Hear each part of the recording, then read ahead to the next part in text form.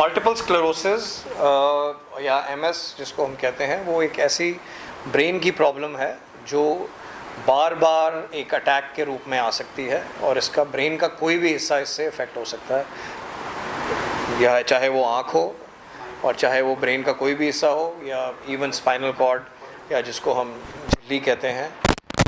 कोई भी हिस्सा ब्रेन का जो कि आपके बॉडी पार्ट से लाता है, वो कभी भी इफ़ेक्ट हो सकता है।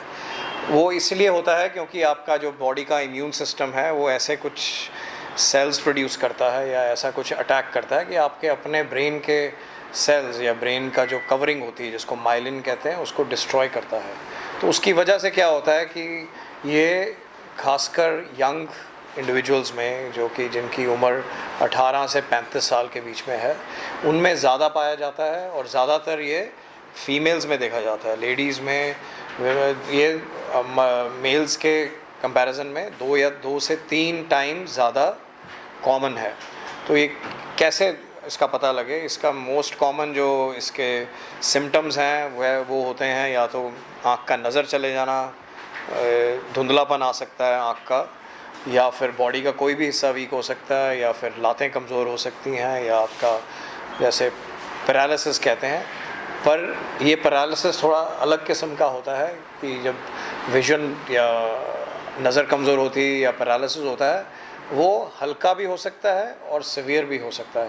पर कई मोस्टली क्या देखा जाता है, जो इनमें अपने आप रिकवरी शुरू हो जाती है हफ्ते या 10 दिन में। तो अगर ये मान के चलें कि ये अटैक बार बार हो रहा है, तो हमें इसका इलाज क्यों करना है और रिकवर भी कर रहा है? वो इसीलिए क्योंकि ये अटैक बार बार आ सकता है, और अगर ये अटैक बार बार आता रहे तो ये पैरालिसिस या आँखों की नज़र जाना वो परमानेंट हो सकती है और वो फिर रिवर्स नहीं होती है।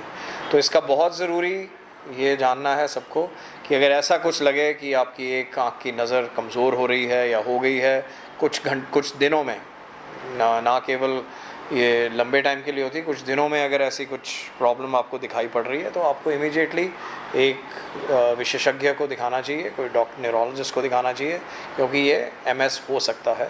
और इसका एक ही तरीका है जिससे कि हम इसको डायग्नोज कर सकते हैं, वो है एक ब्रेन का एमआरआई, क्योंकि एमआरआई में ही इसके खास फीचर्स दिखते हैं जिससे कि हमें पता लगता है कि ये मल्टीपल स्क्लेरोसिस है। और इसलिए भी ज़रूरी है क्योंकि अगर हम इसका जल्दी से जल्दी इसको हम पहचान सकें, इसका इलाज जल्दी से जल्दी करना बहुत ही अनिवार्य है, क्योंकि जितनी हम जल्दी इसका इलाज शुरू करते हैं उतना ही ये चांस है कि ये आगे ना बढ़े और अटैक बिल्कुल बंद हो जाए। और यही हमारा एक एम होता है, यही हमारा ऑब्जेक्टिव है, इसको एक डायग्नोसिस का या फिर जल्दी इसको पकड़ने का बीमारी का। और इसीलिए हम ये प्रोग्राम भी करते हैं जिसको हम मूव स्ट्रॉन्ग कहा है। मूव स्ट्रॉन्ग हमने पीजीआई में प्रोग्राम शुरू किया था, पिछले काफ़ी वर्षों से चल रहा है, 2011 में शुरू किया था, जिसमें कि हम लोगों को जागरूक करते हैं कि मल्टीपल स्क्लेरोसिस क्या चीज़ है और इसकी इम्पोर्टेंस आपको बताए है क्या इम्पोर्टेंस है कि ये यंग लोगों में होता है, और अगर इसको ना इसकी रोकथाम की जाए, ना इसके बारे में कुछ इलाज किया जाए, तो ये बहुत मेजर डिसेबिलिटी बन सकता है। इनफैक्ट अब ये माना जा रहा है कि इसकी डिसेबिलिटी जो है ये एक मेजर कारण है, जो कि दूसरे कारणों में अगर हम स्ट्रोक के अलावा बाकी कारण देखें तो ये एक मेजर कारण यंग लोगों में पाया जा रहा है। सो इसके कारण देखो अभी तक ऐसा कुछ पता नहीं लगा। जैसे मैंने बताया कि कारण मेन तो यही है कि आपके बॉडी के जो इम्यून सेल्स हैं, जो सेल्स आपको इन्फेक्शन से बचाते हैं, इम्यूनिटी है आपकी, वही कुछ चेंजेस उसमें आ जाते हैं। उसकी वजह से आपके अपने बॉडी के सेल जो कि ब्रेन के सेल हैं उस पर अटैक होता है, और ब्रेन के अराउंड एक कवरिंग होती है, ब्रेन के सेल्स के अराउंड कवरिंग होती है, उसको माइलिन कहते हैं, जो कि एक इंसुलेशन होती है। तो उस पर जब डिस्ट्रक्शन होती है तब इसके चिन्ह देखे जाते हैं, इसके सिम्टम देखे जाते हैं। अब वो क्यों शुरू होता है वो अभी उसका जो एग्जैक्ट कारण नहीं मालूम है, पर कुछ थ्योरीज़ हैं जो कि रिसेंटली साइंस और रिसर्च ने पता की हैं, जिनकी वजह से हमें पता लगा है कुछ वायरसेस हैं जिससे माना जाता है कि ये ट्रिगर होता है, जिसको एप्स्टीन बार वायरस कहते हैं। सो ये बहुत ही रीसेंट अभी रिसर्च आया है पिछले कुछ सालों में, जिससे ये माना जा रहा है कि मे बी ये एक वायरस की इन्फेक्शन के बाद शुरू होता है। और ये उम्मीद है अगर हम इस थ्योरी पे आगे बढ़कर और काम किया जाए तो हो सकता है एक वैक्सीनेशन बने जिससे कि एमएस पे हम रोकथाम ला सकें कि एमएस हो ही ना। पर ये अभी सब रिसर्च चल रहा है इस बारे में। सो बचने के लिए तो देखो ऐसा कुछ नहीं है इसमें, ये स्ट्रोक जैसा नहीं है कि हम बच सकते हैं इससे।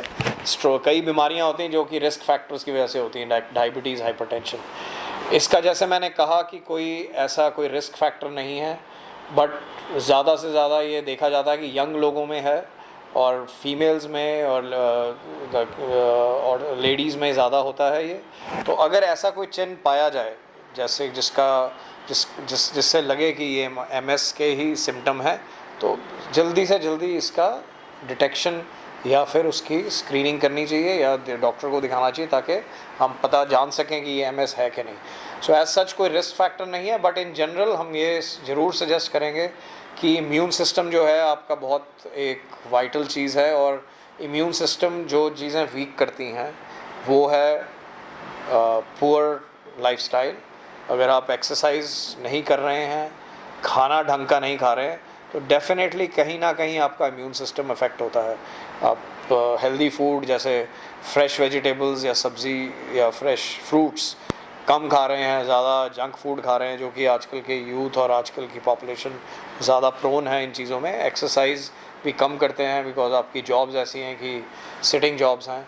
तो एक्टिविटी और ये चीज़ें, good healthy living and activity and also जैसे मेडिटेशन हो गई, इसमें ये चीज़ों में ना केवल एमएस का हेल्प करता है, ये माना जाता है आपका इम्यून सिस्टम भी स्ट्रॉन्ग होता है।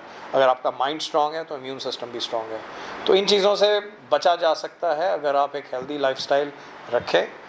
ये जनरल एक हर बीमारी से बचने का है, तो एमएस से भी आप डेफिनेटली बच सकते हैं।